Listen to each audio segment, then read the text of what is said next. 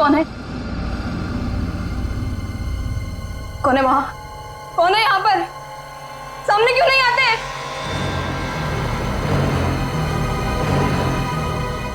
बस बहुत हो गया, बंद करो ये खेल, बंद करो ये खेल।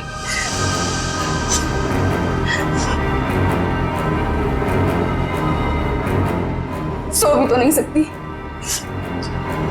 अगर सो गई शायद फिर कभी नींद से उठ ही ना पाऊं। जूही, श्रुति तुमसे कितनी बार कहा कि दरवाजा खटखटा के अंदर आया करो। ओ हेलो मैडम, ये गर्ल्स हॉस्टल है, किसी ऑफिस की बॉस का केबिन नहीं है। तुम नहीं समझोगी। जूही, क्या हुआ तुम्हें? इतनी चिड़चिड़ी और उखड़ी उखड़ी क्यों लग रही हो? जो इंसान 4 दिन से सोया नहीं हो ना, उसका बर्ताव ऐसे ही होगा ना। सोती क्यों नहीं? मैंने कहा था ना तुमसे, वो सिर्फ और सिर्फ सपने हैं, उनका कोई मतलब नहीं है। श्रुति, सिर्फ सपना नहीं है वो, जो मेरे ऊपर बीत रही है वो तेरे ऊपर बीत रही होती तब तुझे मेरी तकलीफ पता चलती। मैं तेरी तकलीफ समझ रही हूँ जूही, लेकिन तू मेरी बात नहीं समझ रही है। जैसा तू सोच रही है वैसा कुछ भी नहीं है। नहीं, चल अच्छा, अब थोड़ी देर आराम कर। चल श्रुति ने, अब तो गहरी नींद में सो जा। मेरी बात मान जूही, सो जा थोड़ी देर। मैं नहीं सोऊंगी श्रुति। सो जा जूही, तुझे मुझ पे भरोसा है कि नहीं? है ना? तू अभी आराम से सो जा, मैं तेरे कमरे के बाहर ही हूँ। वो सपने फिर आएंगे श्रुति। नहीं आएंगे। Good night. साल भर पढ़ाई करते तो आज ये नौबत तो ना आती। मुझे बहुत डर लग रहा है यार, कुछ भी तो कंप्लीट नहीं हुआ है। मैं तो श्रुति से ना, श्रुति पता है मैं तुझे ही ढूंढ रही थी। मुझे तेरे नोट्स देना यार, वरना पता नहीं एग्जाम्स में क्या होगा। मुझे बहुत डर लग रहा है यार। मेरे भी नोट्स अधूरे हैं। अच्छा ऐसा करते हैं कि कल लाइब्रेरी जाके इकट्ठा नोट्स बना लेते हैं। तुम दोनों टेंशन क्यों ले रहे हो? अरे गर्ल्स, क्या हो रहा है? एग्जाम शुरू होने वाले हैं। चलो सब अपने अपने कमरे में जाओ और जाकर पढ़ाई करो, बहुत रात हो गई है। Yes madam.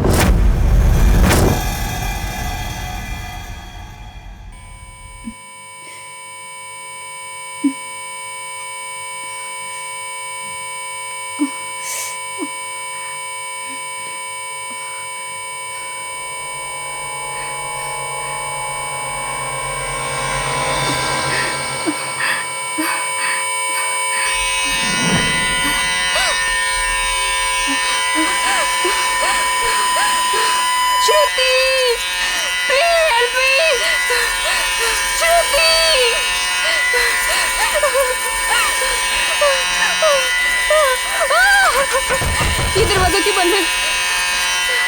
श्रुति, ये लाइट क्यों नहीं जल रही है?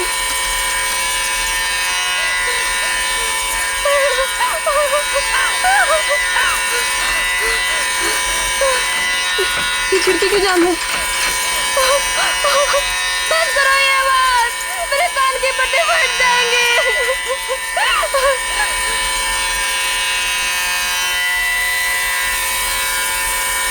ये धुआं कहाँ से आ रहा है?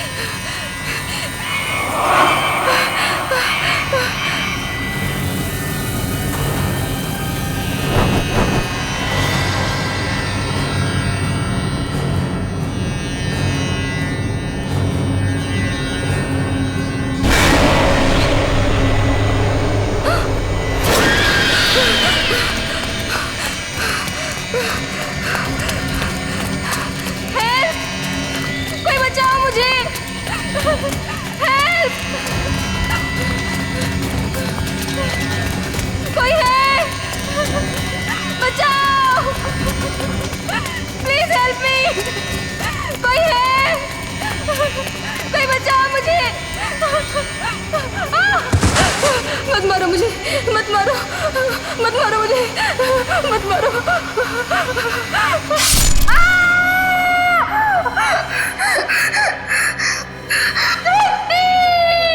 ओह नो, ये तो जूही की चीख है। लगता है उसने वही पुराना सपना देखा है।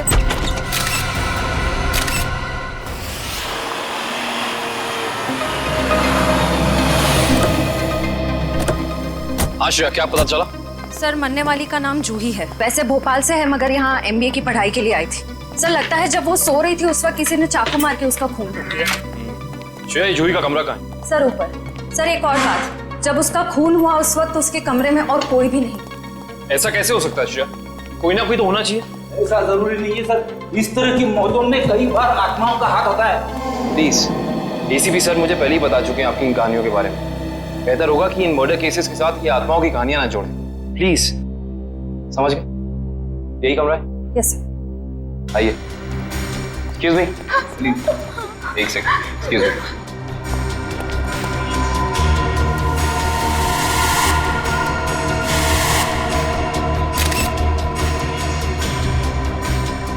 श्रेया, यहाँ पे चाकू का सिर्फ एक ही घाव है। लगता है खूनी ने इतनी जोर से वार किया कि एक ही बार में जूही की मौत हो गई। हाँ सर, हमला भी शायद जूही की नींद में ही हुआ। बेचारी को अपने आप को बचाने का मौका भी नहीं मिला होगा। एक्सक्यूज मी, यहाँ पे सबसे पहले जूही की मौत का पता किसको चला? सर, सबको एक साथ ही पता चला था। हम यहाँ कॉरिडोर में थे, अचानक से जूही के कमरे से चीखने की आवाज आई और अंदर आके देखा तो जूही की जान जा चुकी थी। उस समय कमरे में जूही के साथ और कौन था? सर, उस वक्त जूही के साथ कोई नहीं था। देखिए, आप लोग दोबारा याद करने की कोशिश कीजिए। हो सकता है कोई ऐसा जो उस वक्त भाग निकला हो। सर, भागने का तो सवाल ही नहीं उठता, क्योंकि डोर बाहर से बंद था और वो अंदर से। खूनी भागेगा भी तो कहाँ से भागेगा?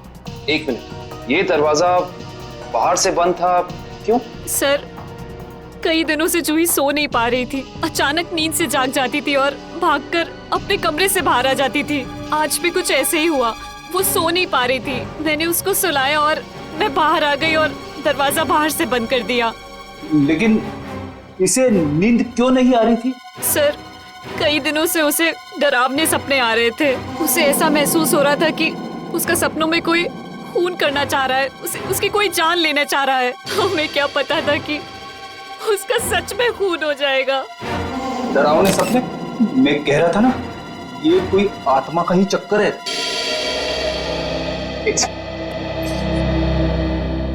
आपको कितनी बार बताया है कि आत्माओं की बातें सबके सामने मत किया करिए। वो लोग क्या सोचेंगे सीआईडी के बारे में?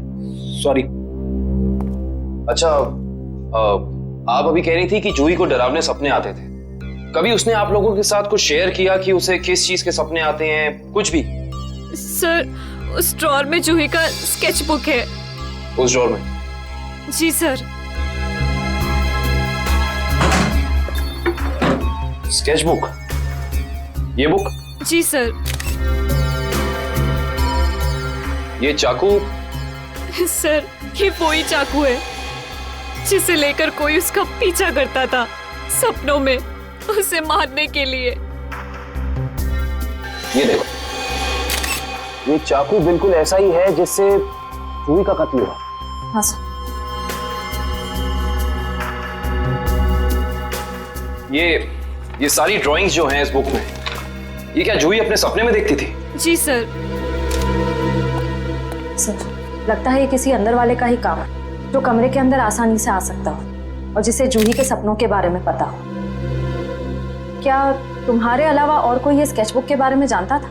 कोई नहीं। खूनी अगर इस दरवाजे से अंदर नहीं आया तो फिर इस कमरे में आया कहां से? इस बालकनी से। लेकिन बालकनी का दरवाजा तो अंदर से बंद है। अगर खूनी खून करके बालकनी से भागा है तो फिर ये दरवाजा अंदर से बंद कैसे?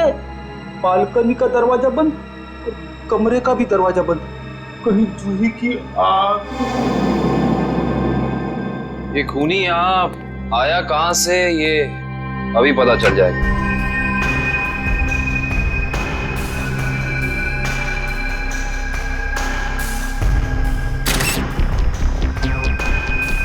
ये देखो, जूते के निशान। हो ना हो खूनी इसी बालकनी से चढ़कर आया। लेकिन बालकनी का दरवाजा तो अंदर से बंद था, तो फिर खूनी यहाँ ऊपर चढ़ के कमरे के अंदर आया कैसे होगा? ये भी पता चल जाएगा फ्रेडी जी।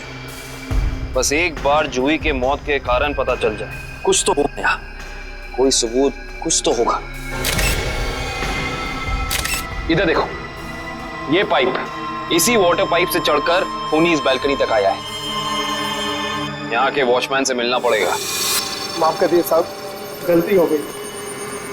इसे गलती कहते हो तुम?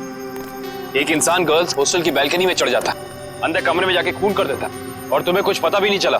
बस साहब, 15 मिनट के लिए मेरी आंख लग गई थी। मैं सपने में भी ऐसा नहीं सोच सकता था कि उस दौरान ऐसा कुछ हो जाएगा। तुम्हारी 15 मिनट की लापरवाही की वजह से एक लड़की की जान चली गई, उसकी जिंदगी लौटा सकते हो तुम?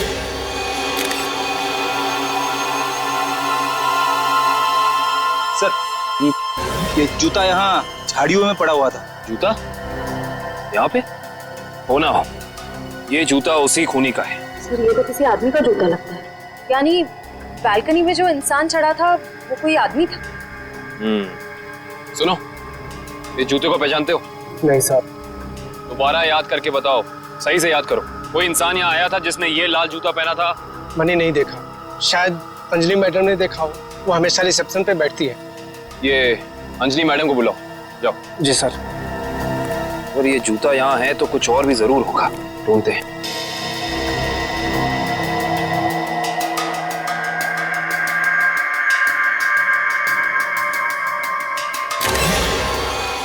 इस तरफ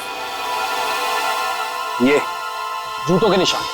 एक जूते का निशान थोड़ा गाढ़ा है और दूसरे का हल्का। ये वाला गाढ़ा है। इसका तो एक ही मतलब है, ये जूता जिसका भी है वो इंसान लंगड़ा के चल रहा था। वो लंगड़ा के इसलिए चल रहा था क्योंकि जब वहां बैल्कनी से वो नीचे आया उसे चोट लग गई, फिर वो यहाँ से भागा और यहाँ पे जूता रह गया। हाँ साहब, मैं ही अंजलि हूँ, आपने मुझे बुलाया? जी अंजलि जी, हमें आपसे कुछ सवाल पूछने थे। जी। अंजलि जी, आपने इस लाल जूते को देखा?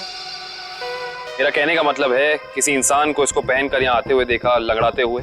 हाँ साहब, मैंने देखा था, मनीष लंगड़ाते हुए जा रहा था। मनीष? ये मनीष कौन है? जूही का दोस्त है। अंजलि जी, जब वो यहाँ आया, ये गर्ल्स हॉस्टल है राइट, आपने उसको रोका नहीं? मैंने उसे रोका पर वो रुका ही नहीं। और क्या? मनीष अक्सर जूही से मिलने हॉस्टल आया करता था, पर कुछ दिनों से उन दोनों के बीच में अनबन चल रही थी। किस बात को लेकर अनबन चल रही थी? मुझे उस बारे में कुछ पता नहीं। कोई बात नहीं, अब तो इस बारे में हम मनीष से ही पूछ लेंगे।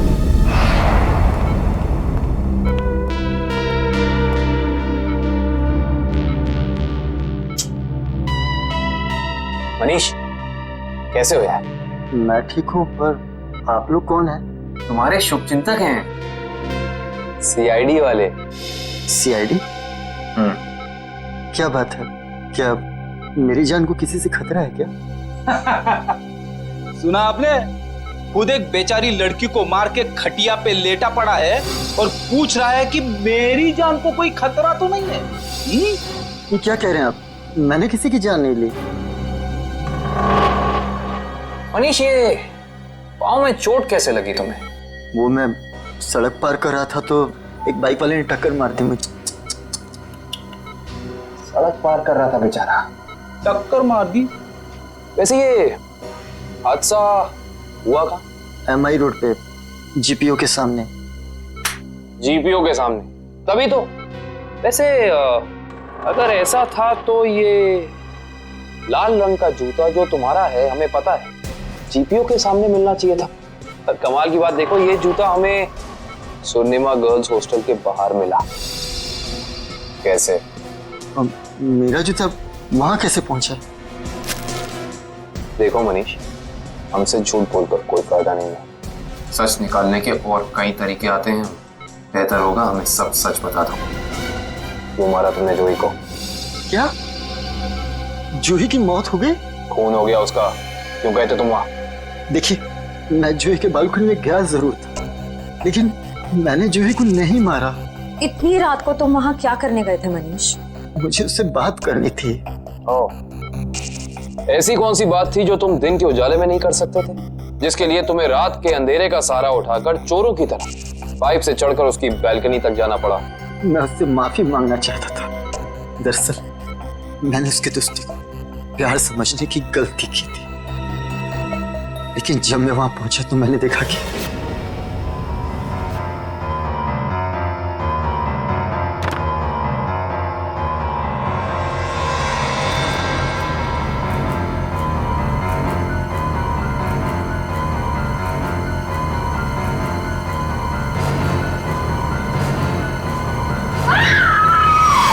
शर्म आनी चाहिए तुम्हें मनीष। उसकी मदद करने की बजाय तुम वहां से भाग गए। यही है तुम्हारा प्यार? अगर किसी ने वहां मुझे देख लिया होता तो इल्जाम तो मुझे पर आता ना। देख तो तुम्हें लिया ही था। अंजलि जी ने तुम्हें रोकने की कोशिश भी की पर तुम रुके नहीं। ये सब छोड़ो, हमें ये बताओ कि जब तुम वहां थे तो उस वक्त कमरे में और कौन था? मैंने वहां किसी को नहीं देखा। हेलो, क्या? एक और कौन?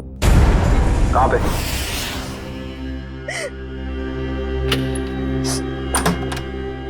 आप कौन? हम लोग सीआईडी से। आइए।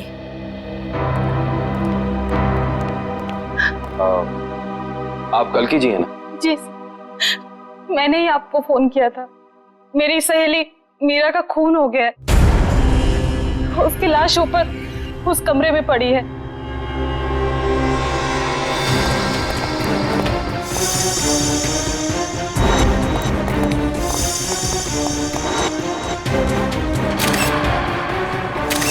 श्रेया, ये चाकू तो बिल्कुल वैसा ही लग रहा है जैसा जूही की मौत में यूज हुआ था। हाँ सर, लगता है किसी सीरियल किलर का काम। सीरियल किलर का भी हो सकता है और किसी ऐसे इंसान का भी जो दोनों जूही और मीरा को जानता है। वो यहाँ आया और उसने मीरा की जान भी इसकी नींद में ले ली। मतलब दो खून हूबहू एक ही तरीके से। सर, हाँ, लाश की हालत को देखकर लगता है कि इसकी मौत को 3-4 घंटे हो चुके हैं। 3-4 घंटे? लेकिन श्रेया, जूही की मौत को भी तो 3-4 घंटे ही हुए हैं। एक खूनी एक ही वक्त पे दो जगह पे कैसे हो सकता है? मैं तो कह रहा हूँ जरूर ये किसी आत्मा का ही चक्कर है। रेडी प्लीज, ये किसी आत्मा का चक्कर नहीं है। ये उस खूनी के किसी साथी या रिश्तेदार का चक्कर भी हो सकता है। लगता है इस जुर्म में एक से ज्यादा लोग शामिल हैं। लेकिन कैसे? कैसे हो सकता है?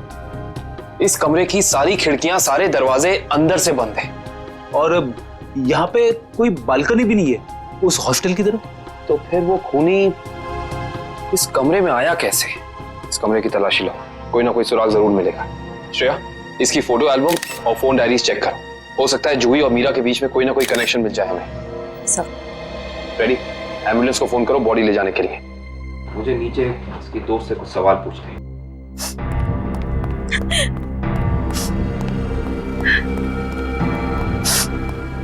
कल्कि जी, जी, आपको मीरा की मौत के बारे में कब पता चला? रात को मैं काफी देर से ऑफिस से लौटी तो मैं इस कॉरिडोर से गुजर रही थी कि तभी मुझे मीरा के चीखने की आवाज सुनाई दी। मैं दौड़ती हुई उसके दरवाजे तक आई। मीरा का दरवाजा खटखटाया पर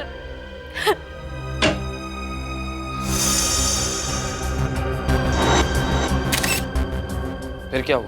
मेरा मतलब जब आप यहाँ आई तो ये दरवाजा खुला था कि बंद था? दरवाजा बंद था तो मुझे वॉचमैन को बुला के दरवाजा खुलवाना पड़ा। कल्कि जी, जब आप यहाँ पे आई तो आपको यहाँ इस घर में कोई भी निकलते हुए यहाँ से दिखा, भागते हुए दिखा? नहीं।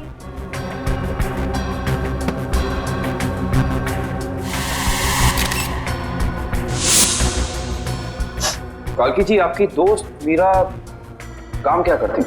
बैंक की एरिया मैनेजर थी वो, और 2 साल पहले उसका तबादला हमारे शहर में हुआ था। तबादला? हाँ श्रेया, क्या पता चला? सर, मरने वाली का नाम जूही है। वैसे भोपाल से है मगर यहाँ MBA की पढ़ाई के लिए आई थी। क्या ये तबादला भोपाल से यहाँ हुआ? जोधपुर से। पर क्यों सर? आपकी दोस्त मीरा किसी जूही नाम की लड़की को जानती थी? जहाँ तक मुझे पता है सर, इस नाम की तो उसकी कोई दोस्त नहीं थी। दोस्त नहीं तो कोई रिश्तेदार? क्योंकि कुछ घंटे पहले एक 21 साल की लड़की का बिल्कुल इसी तरीके से खून हुआ है। उस लड़की का नाम जूही था और ये उसकी तस्वीर है। क्या आप जानती हैं इसे? नहीं। आप जानती?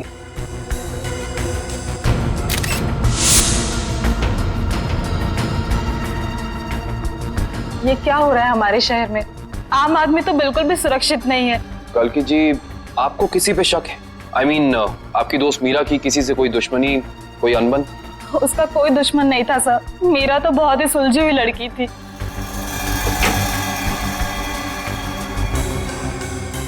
अच्छा, ये तस्वीर देखिए। इस आदमी का नाम मनीष है। क्या आप इसे जानती हैं? नहीं सर। सर, आशा, मैंने मीरा के सारी डायरीज, सारे एल्बम्स चेक किए। मीरा और जूही के बीच कोई कनेक्शन नहीं है, कोई संबंध नहीं है। कोई ना कोई संबंध तो जरूर है, वरना ये खूनी सिर्फ इन्हीं दोनों लड़कियों को निशाना क्यों बनाएगा? कुछ तो है जो हमें समझ नहीं आ रहा है। कल्कि जी, क्या कुछ दिनों से मीरा किसी बात को लेकर परेशान थी? हाँ सर, कुछ दिनों से उसे डरावने सपने आ रहे थे। डरावने सपने? मीरा को भी डरावने सपने आ रहे थे? हाँ सर, बस कहती रहती थी कि उसका कोई खून करना चाहता है।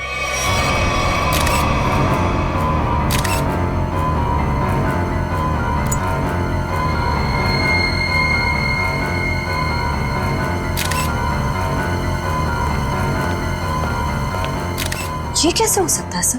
जूही और मीरा को ठीक एक तरीके के सपने कैसे आ सकते हैं? सर, खूनी के अंदर आने का रास्ता तो नहीं मिला है, लेकिन ये स्क्रू मिला है मीरा के बेड के नीचे से। एक काम करिए, वॉचमैन से पूछताछ कीजिए, देखिए क्या पता चलता है मीरा के बारे में। तब तक इस स्क्रू की गुत्थी को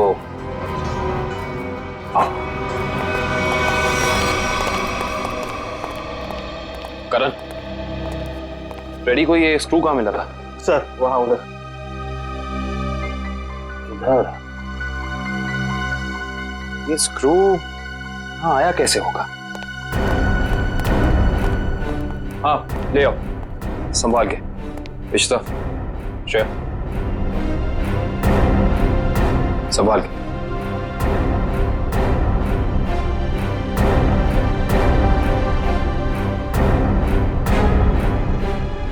इश्ता,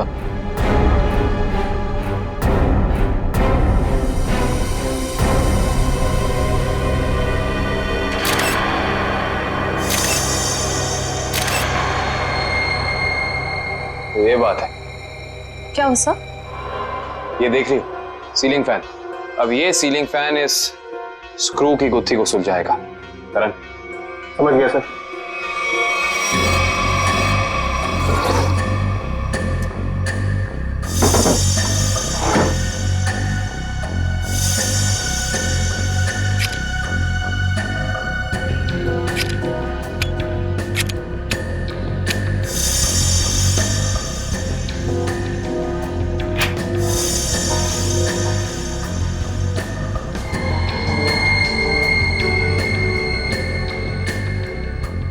फैन को उल्टा करो।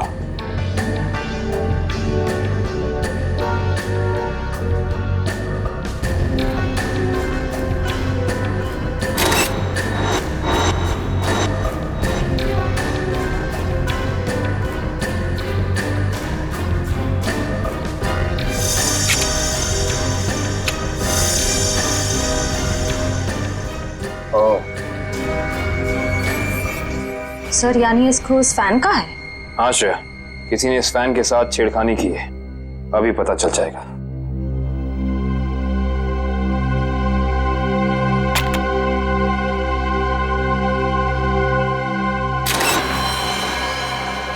ओह माय गॉड, तो ये बात है, मतलब चाकू इसके अंदर था। इसके अंदर से इस मैकेनिज्म के जरिए चाकू सीलिंग से नीचे गिरा मीरा के पेट में और उसकी मौत हो गई। अब समझ में आया, ये कारण है जिस वजह से खूनी इस कमरे में नहीं था। उसकी जरूरत ही नहीं थी, उसका काम तो ये सीलिंग फैन कर रहा था। इसका मतलब जूही के कमरे में भी बिल्कुल ऐसा ही सीलिंग फैन होगा जिसके अंदर सेम मैकेनिज्म फिट होगा। वहां भी चाकू सीलिंग से गिरा और जूही की मौत हो गई। सर हो सकता है खूनी ने रिमोट कंट्रोल के जरिए इस चाकू को कंट्रोल किया हो सकता है। और सवाल यह है श्रेया कि खूनी को कैसे पता चला कि सही वक्त रिमोट बटन दबाने का कौन सा था? हाँ सर, क्योंकि ना तो हमें मीरा के कमरे से कोई कैमरा मिला, ना ही जूही के कमरे से, जिससे ये पता चले कि खूनी दोनों लड़कियों पर नजर रख रहा था। वो भी पता चल जाएगा इस सीलिंग फैन के चाकू के मैकेनिज्म के जरिए। क्या ये मीरा और जूही, इन दोनों के बीच में कोई ना कोई संबंध तो जरूर है, कोई ना कोई संबंध तो जरूर है। मगर सर दूर दूर तक इन दोनों के बीच कोई संबंध नजर तो नहीं आ रहा। इन दोनों के उम्र में बहुत फर्क है, उनके रहन सहन, तौर तरीके, ये जूही का कॉलेज और मीरा के काम करने की जगह, आपस में कहीं भी कोई तालमेल नहीं है सर। हाँ सर, वो फैन और चाकू का मैकेनिज्म रेडी है। चलो देखते हैं।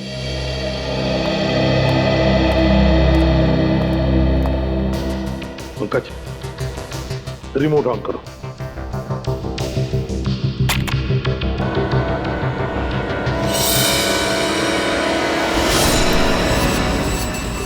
मगर जैसे ही रिमोट का बटन दब गया, इस फैन के मैकेनिज्म के अंदर जो इंफ्रारेड लाइट थी वो ऑन हो गई, लॉक खुल गया और उसकी वजह से ट्रिगर ऑन हो गया। ट्रिगर ऑन होने से इसके अंदर जो छुपा के रखा था चाकू, वो सीधा नीचे गिर गया, सीधे उसके शरीर के अंदर जो फैन के नीचे सोया हुआ था। मगर दया, एक बात है, ऐसे मैकेनिज्म की जो रिमोट होते हैं, वो रिमोट ज्यादातर 50 मीटर की दूरी के अंदर ही काम कर सकते हैं। तो फिर जरूर जहां पर मीरा और जूही रहती थी उसके आसपास ही ये आदमी खड़ा था। जिसने भी ये किया है वो 50 मीटर की दूरी के अंदर ही खड़ा था। वहां से उसने रिमोट चलाया और खून कर दिया मीरा और जूही का। और फिर वो सपने, वो एक जैसे सपने जो मीरा और जूही दोनों की नींद में आते थे, ऐसे सपने तो जानबूझकर ही डाले जा सकते हैं, प्लान करके डाले जा सकते हैं, मगर उसके लिए जरूर कोई तो ट्रिगर होना चाहिए। सर, हाँ, जूही के कमरे में लगे पंखे में भी ठीक ऐसा ही मैकेनिज्म मिला है। और तो और जूही और मीरा दोनों के कमरों में एक हफ्ते पहले इलेक्ट्रिकल वायरिंग का कुछ काम हुआ था। जूही और मीरा दोनों के घर में, दोनों के कमरों में एक हफ्ते पहले इलेक्ट्रिकल वायरिंग हुई थी। कहीं ऐसा तो नहीं कि वही इलेक्ट्रिशियन है जिसने दोनों के घरों में इलेक्ट्रिकल का काम कर दिया और फिर खून भी उसी ने किया? पता लगाना पड़ेगा इस इलेक्ट्रिशियन के बारे में।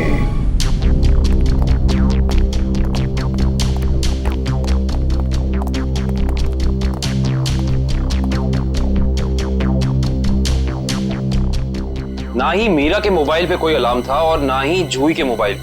फिर दोनों को एक ही वक्त एक जैसे सपने कैसे आ सकते हैं? इसका मतलब सपने ट्रिगर करने वाला मैकेनिज्म यहीं कहीं है। सर, ये देखिए, इस पे अलार्म है, लेकिन सुबह 6 बजे का। 6 बजे का? पर मीरा की मौत तो 3 बजे हुई थी, तो सपने शुरू करने का ट्रिगर लगभग 1 या 1.5 के बीच का होना चाहिए। यह भी तो हो सकता है कि किसी ने मीरा को सम्मोहित कर दिया। ऐसा नहीं हो सकता फ्रेडी, क्योंकि अगर ऐसा होता तो मीरा के दिन भर का हाव भाव, चाल चलन सब प्रभावित होता, पर ऐसा नहीं हुआ। नहीं, कुछ है यहाँ जो हम अभी तक देख नहीं पा रहे। ढूंढो, यही है।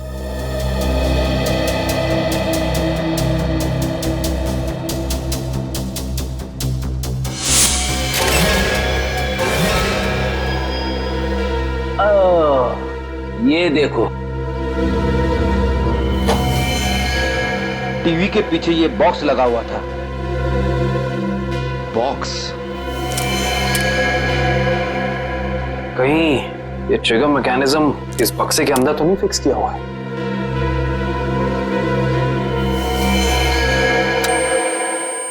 अरे अलार्म बंद करो, ये आवाज मेरे कान के पर्दे फटा ली। सर, कौन सी आवाज? यहाँ कोई अलार्म नहीं बज रहा है। अरे इतने जोर से बज रहा है, सुनाई नहीं दे रहा है। बंद करो। हाँ, बज तो रहा है, लेकिन बहुत धीमी आवाज में। बंद करो, बंद करो। बंद हो। Thank you. इतना भद्दा अलार्म मैंने जिंदगी में नहीं सुना। सोने वाला उठेगा नहीं, हार्ट अटैक से सीधे ऊपर चला जाएगा। मगर सर, अलार्म की आवाज सिर्फ आपको कैसे सुनाई दी? हो सकता है श्रेया, क्योंकि ये लो फ्रीक्वेंसी अलार्म है। श्रेया, ये सिर्फ उन लोगों को सुनाई देता है जिनकी साउंड टॉलरेंस और सुनने की शक्ति इसकी ध्वनि से मेल खाती है। यानी फ्रेडी सर की तरह जूही और मीरा भी इस अलार्म की आवाज को सुन सकती थी। वो ये बात नहीं जानता था। उसने इस ध्वनि का इस्तेमाल सिर्फ उनके दिमाग को कंडीशन करने के लिए किया, ट्यून करने के लिए, ताकि उन्हें वो डरावने सपने दिखा सके।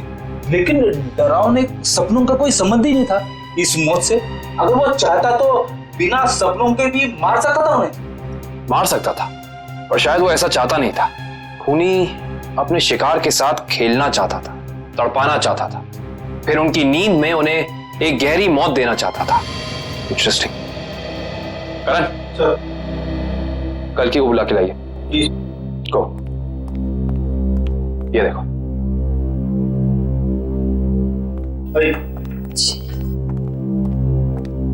आइए। कल की जी। जी। इस आवाज को पहचानती हैं आप? ये आवाज मैंने यही सुनी है, मीरा के घर पे। कब? करीब 3-4 दिन पहले, जब वो अपने लैपटॉप पे काम कर रही थी तब।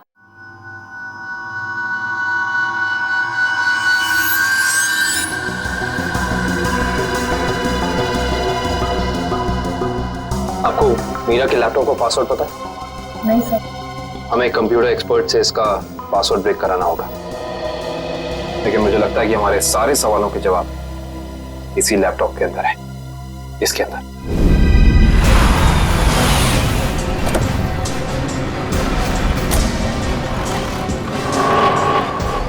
भाई साहब, हम लोग सीआईडी से। सीआईडी से? क्या हुआ साहब? हमें पता लगा है कि पिछले हफ्ते आपका एक इलेक्ट्रिशियन वायरिंग करने के लिए इस एड्रेस पे गया। हाँ साहब, गया तो था, पर हुआ क्या? इन दोनों जगहों पे एक खून हुए और हमें शक है कि ये खून आपके इलेक्ट्रिशियन ने किया है। मेरे इलेक्ट्रिशियन? हाँ, और वो भी पंखे में चाकू फिट करके। अरे बाप रे, पंखे में चाकू? जी हाँ, और आप ये बताइए कि इन दोनों जगहों पे आपका कौन सा इलेक्ट्रिशियन गया था? मंगेश गया था सर, पर आज वो आया नहीं है। इस मंगेश का एड्रेस तो है ना तुम्हारे पास? हाँ, मंगेश का एड्रेस लेके ना। सर, वो लैपटॉप का और ईमेल का पासवर्ड खुल गया। Very good job, thank you very much.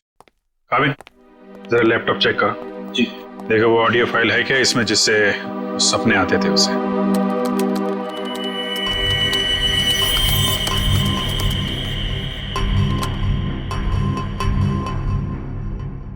Sir, इस कंप्यूटर में कोई ऑडियो फाइल नहीं है। हाँ, लेकिन मीरा के ईमेल अकाउंट में एक वीडियो फाइल दिख रही है। Video file? खोलो खोलो इसे जरा।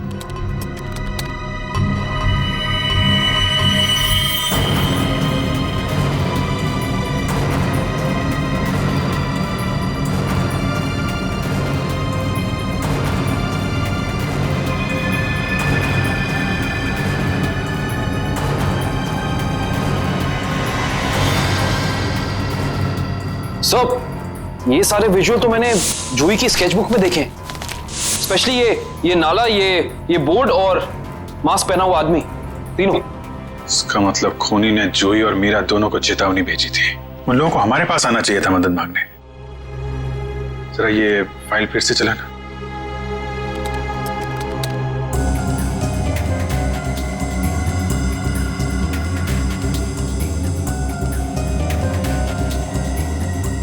पॉज।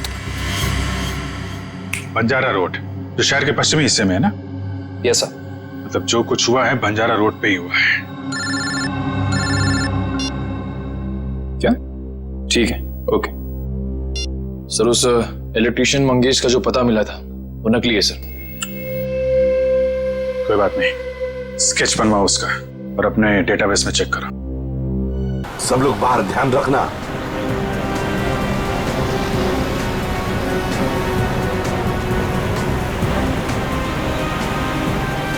आराम से पंकज, आराम से। एक मिनट।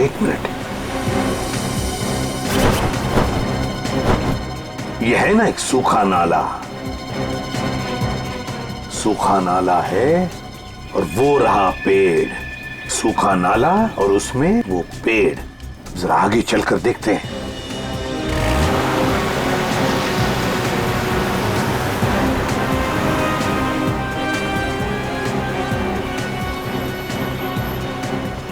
एक मिनट पंकज, एक मिनट।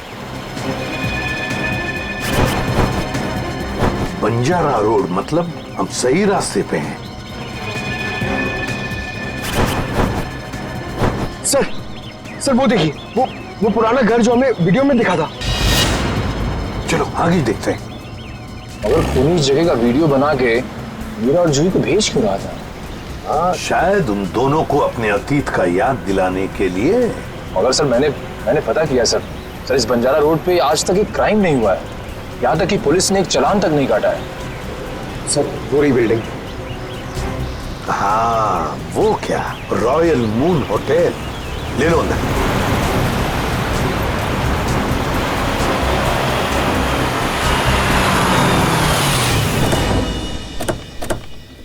हाँ, इलेक्ट्रिशियन का स्केच मैच नहीं हो रहा है तो कोई बात नहीं, ठीक है। वेलकम सर, कहिए मैं आपकी क्या सहायता कर सकता हूँ? हम लोग सीआईडी से हैं। दरअसल एक केस के सिलसिले में कुछ पूछताछ करनी थी आपसे। सीआईडी? वो पूछिए क्या पूछना चाहते हैं आप? वैसे जरा बताइए, कुछ दिन पहले क्या आपके होटल के बाहर कोई किसी तरह की वीडियो शूटिंग कर रहा था? शूटिंग? नहीं सर, हमारी होटल के बाहर शूटिंग या फोटोग्राफी की अनुमति नहीं है। ये दो फोटोग्राफ दो लड़कियों के, एक का नाम मीरा है, एक का नाम जूही है। क्या ये लड़कियां आपके यहाँ कभी ठहरी थी, कभी आई थी? सर, हमारे यहाँ रोज बहुत सारे कस्टमर आते हैं, ये बता पाना थोड़ा मुश्किल है। मैं समझ सकता हूँ, लेकिन हो सकता है आपके रिकॉर्ड में हो कुछ इनके बारे में।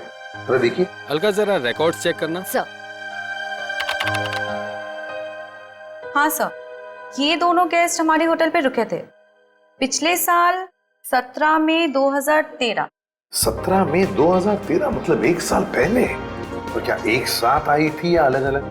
नहीं, अलग अलग। सर, इन दोनों के पास शहर में रहने के लिए जगह है, एक घर में रहती है और एक हॉस्टल में रहती है, फिर ये दोनों यहाँ किस लिए आई थी? कोई तो वजह होगी ना पंकज, कोई तो वजह होगी। क्या आपका रिकॉर्ड देख सकता हूँ 17 मई 2013 का? Sure sir. 17 मई 2013 काफी सारी लड़कियां आई थी उस दिन आपके होटल में। कोई फंक्शन वगैरह था क्या? हाँ सर, हो सकता है, क्योंकि हमारे होटल के पास में एक कम्युनिटी हॉल है, वहाँ आए दिनों फंक्शंस होते रहते हैं। अच्छा, कस्टमर का नाम रवि, 5 टैक्सीज बुक की थी उसने, 5। हाँ सर, ये एक नारी सेवा केंद्र चलाता है, मुस्कुराहट नाम है एनजीओ का। और वो अभी भी इसी होटल में ठहरा हुआ है सर। रवि इस वक्त आपके होटल में ठहरे हैं? पास वाले कम्युनिटी हॉल में जो फंक्शन चल रहा है, रवि का ही एनजीओ का फंक्शन हो सकता है। रवि सर, मैं आपका जितना भी शुक्रिया अदा करूं उतना कम है। आप सोच नहीं सकते, ड्रग्स के नशे से मुक्ति मिलने के बाद मैं जिंदगी के ऐसे ऐसे रंग देख रहा हूं जिन्हें ड्रग्स के नशे ने अंधकार में डाल दिया था। वेरी गुड मिश्रा, लेकिन इसमें मुझे शुक्रिया कहने की कोई जरूरत नहीं। ये सब तुम्हारे धैर्य और दृढ़ इच्छा शक्ति का कमाल है। हाँ, लेकिन अब उस सफेद जहर को कभी पलट कर भी देखना मत। हाँ? Okay sir. माफ कीजिएगा रवि जी, आपको मैं इंटरप्ट कर रहा हूँ, लेकिन ये जरूर कहूंगा कि आप बहुत ही अच्छा काम करते हैं, बहुत ही पुण्य का काम करते हैं हमारे देश के नौजवानों को ड्रग्स में से बाहर निकाल कर। सर, आप एसीपी प्रद्युमन है ना सर? जी हाँ, मैं एसीपी प्रद्युमन। सर, हमने बहुत किस्से पढ़े हैं सर आपके बारे में, और तभी से आपसे मिलना चाहता था सर, लेकिन अब आप सर बैठेंगे सर प्लीज? सर क्या लेंगे सर आप? चाय, कॉफी, कुछ? एक ठंडा लेमन आइस टी। जी, ठंडा लेमन आइस टी तो नहीं मिलेगी, साधारण चाय चलेगी। रवि जी, हमें कुछ नहीं चाहिए, कुछ नहीं चाहिए, thank you very much.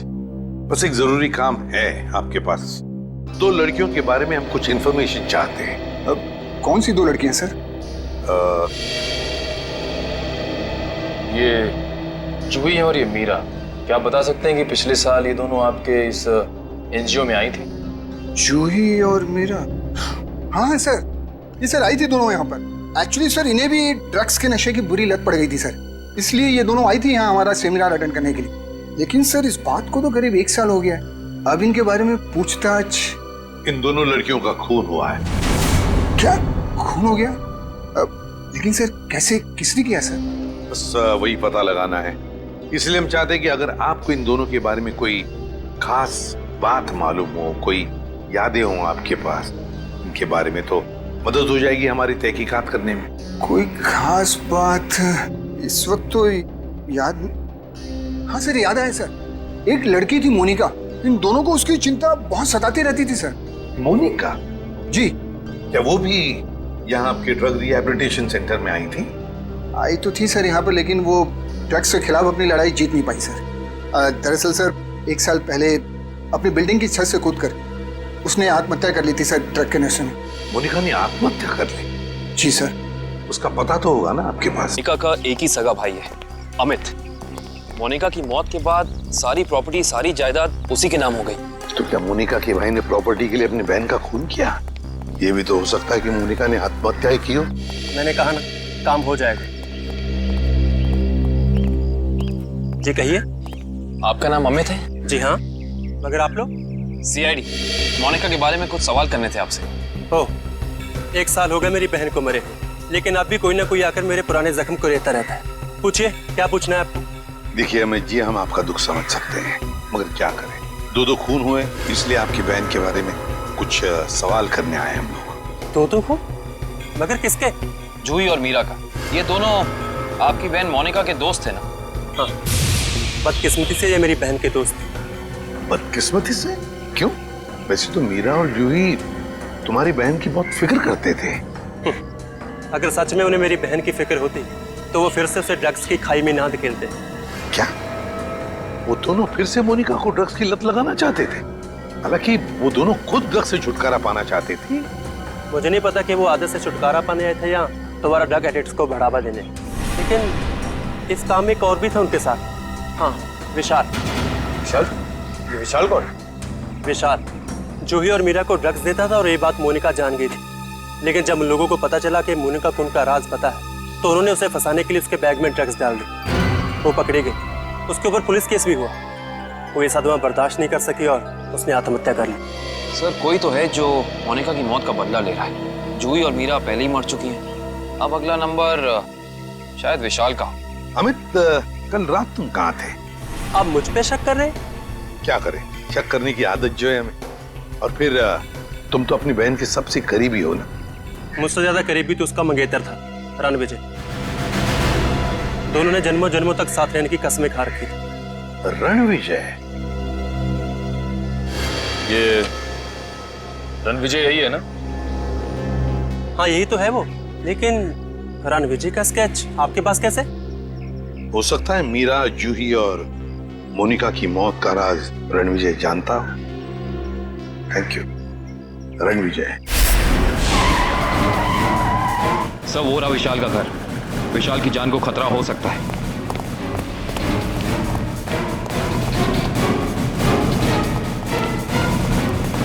Sir, लगता है रणविजय पहले ही पहुंच चुका है। विशाल ठीक तो हो ना? सर, जान बचा के भागो सर। रणविजय कहाँ है? सर,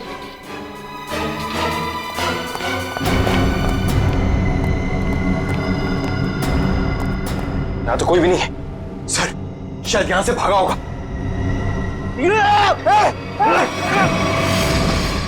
रणविजय! कोई मत हिलना, इसको मालूम नहीं दो। छोड़ दो उसे, छोड़ दो। देखिए, वैसे तो मुझे सीआईडी वालों से काफी लगाव है, पर अगर सीआईडी ने मेरे साथ कोई होशियारी की ना तो ये बात मुझे अच्छी नहीं लगेगी। चाकू नीचे फेंक दो। फेंक दो चाकू। डरो मत, कुछ नहीं करूंगा तुम्हारे इस मोटू ऑफिसर को। मोटू मत बोल, टाइपिंग कर रहा हूँ आजकल। देखो, मुझे अपना काम करने दो। बेवकूफी मत करो, नहीं बच पाओगे तुम। अरे बचना किसको है? एक बार मैं इस विशाल को मार दूं, भले मुझे फांसी हो जाए, फिर मुझे मंजूर है। देखो रणविजय, ये सब करने से क्या मोनिका वापस आएगी? भले ही वापस ना है, लेकिन मेरे बदले की आग तो पूरी होगी। इन तीनों ने रातों की नींद उड़ा दी थी मोनिका की, इसलिए मैं भी इनके साथ वही कर रहा हूं। इन्हें तड़पा तड़पा कर मारूंगा मैं। देखो रणविजय, मोनिका के साथ जो कुछ भी हुआ ठीक नहीं हुआ। इन तीनों की वजह से बेचारी को जेल जाना पड़ा, बदनामी हुई। नहीं, रात रात भर सो नहीं पाती थी वो, बुरे बुरे सपने देखकर जाग जाती थी। ये विशाल ने मोनिका का बंजारा रोड पे पीछा किया था उसे मार डालने के लिए, इसलिए मैंने भी इन्हें पहले बुरे बुरे सपने दिखाए और अब मैं इन्हें मौत की नींद सुला रहा हूं। रणविजय, ये तुम क्या करने जा रहे हो? विशाल को उसके किए की सजा कानून देगा। अरे कानून का क्या गया? प्यार तो मैंने अपना खोया है ना।